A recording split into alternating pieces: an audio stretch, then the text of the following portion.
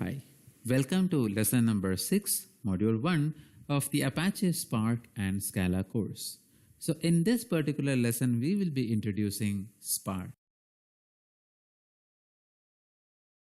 Now before we proceed with the lesson, let's have a quick recap of the last lesson. In the last lesson, we have learned about real-time versus batch processing and what's distributed processing and file system. We even compared the scale-up and scale-out strategies and understood some more terminologies such as OLAP, OLTP, rack, data center, and a cluster. So in this particular lesson, we will be understanding the limitations of traditional systems. We will also look at the limitations of MapReduce, which is the default programming framework on Hadoop, and we'll introduce Spark, a little bit of history of Spark, the key features and the usage of Spark in the industry. So when you look at traditional systems, the traditional systems always follow the scale-up strategy. That means if you look at a web server or an application server, you can see that it is not scalable as per the user demand. Since the scalability of a traditional system depends on the scale-up strategy, they cannot process massive data at high speed. And they also incur a lot of cost. So the idea of traditional systems is to spend a lot of money on hardware and licensing and then getting limited by the scalability. But when you look at systems such as Spark, it is completely different due to many cases. The first thing that anybody who is coming to the Spark world has to understand is that Spark is blazingly fast because it uses main memory for processing, which indicates that the whole processing happens within the RAM. Now you will be wondering that why this is such a great news. Well, every application processes the data in the RAM, right? However, this is not the case with systems such as Hadoop. When you are running MapReduce programs on Hadoop, there is a lot of intermediate reads and writes to the hard disk, which makes the overall execution time much higher. In systems such as Spark, it uses purely in-memory computing. And the second advantage is that it is very easy to program and doesn't require any abstractions. For example, if I want to create an application using a language such as Java, then I have to spend a lot of time learning Java. My learning curve will be very high. And not only that, once I master Java, then I should learn other terminologies. For example, how should I connect my Java to a middleware? Or probably how can I talk to my RDBMS using Java? So, but systems such as Spark, which are in the new era systems, do not require these much learnings, and they provide easy programmer-friendly abstractions on top of data. We will see this as we proceed. And they can execute jobs to 10 to 100 times faster than traditional big data frameworks such as Hadoop. And you can even modify the data in real time using a concept called Spark streaming. Now, what exactly is Spark? Apache Spark is a fast and general purpose engine for large-scale data processing.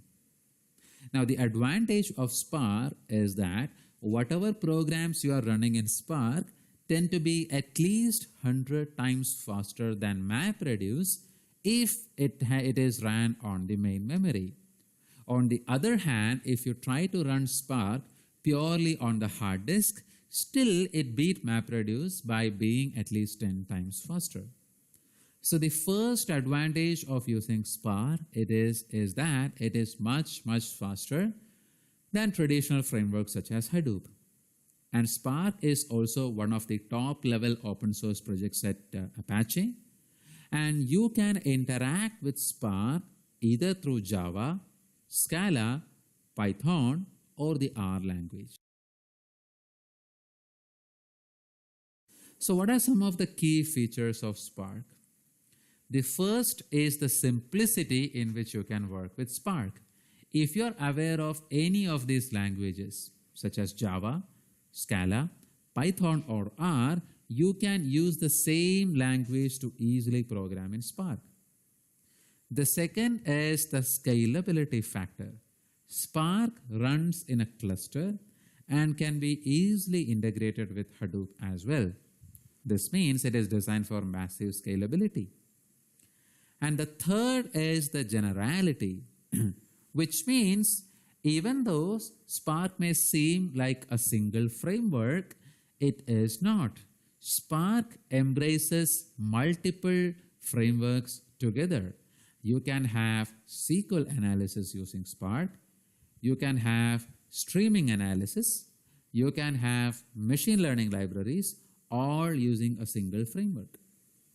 And when you look at the software and hardware cost, well, practically there is no license fee for Spark since it is an Apache open source project, and you can use commodity hardware to build a Spark cluster, thus reducing the overall total cost of investment. And obviously Spark is faster because of the in-memory nature, and there is no license cost. So let's look at the history of Spark. Now you will be surprised to know that Spark was invented accidentally. By around 2009-2010, Spark was created at the University of Berkeley by Matei Zaharia. Now a group of researchers were trying to create a general purpose cluster resource manager called Mesos. Now Mesos is a very popular cluster manager, and it is an Apache open source project again. While creating Mesos as an open source cluster manager, they wanted to test Mesos, and thus they developed a new in-memory framework called Spark in 2010. And after 2010, it became an open source project. And 2013, Spark was donated to Apache Software Foundation. In 2014, the Spark 1.0.0 version was released, and it was able to do 100 terabyte of data sorting in 20 minutes, which set a new world record.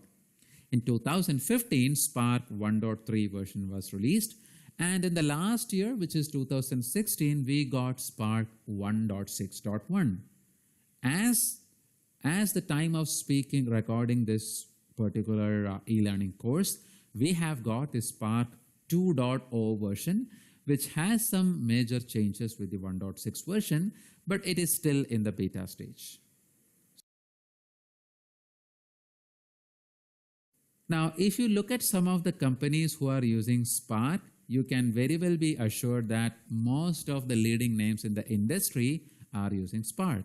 Companies such as DataStax, Cloudera, MapR, Databricks, Hortonworks, Adobe, Intel, Microsoft, and IBM are using Spark extensively.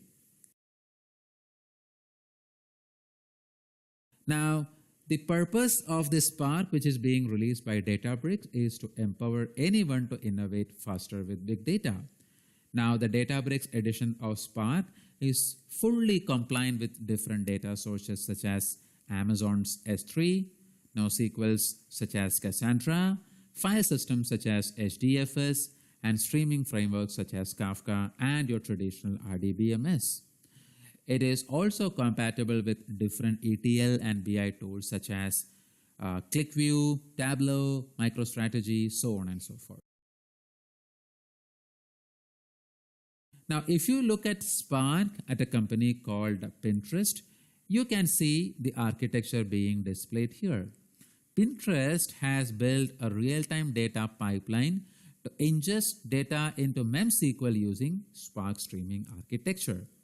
Now with this, they are able to achieve higher performance event logging, reliable log transport, and faster query execution.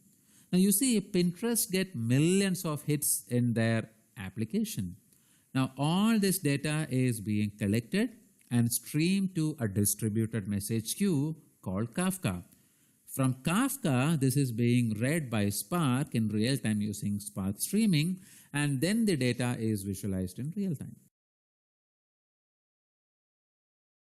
So to wrap up, in this particular lesson, we have learned the limitations of traditional systems, an introduction to Spark, key features, industry usage, and history of Spark. That's all for this lesson. If you have any questions, please do not hesitate to raise a support ticket. Thank you.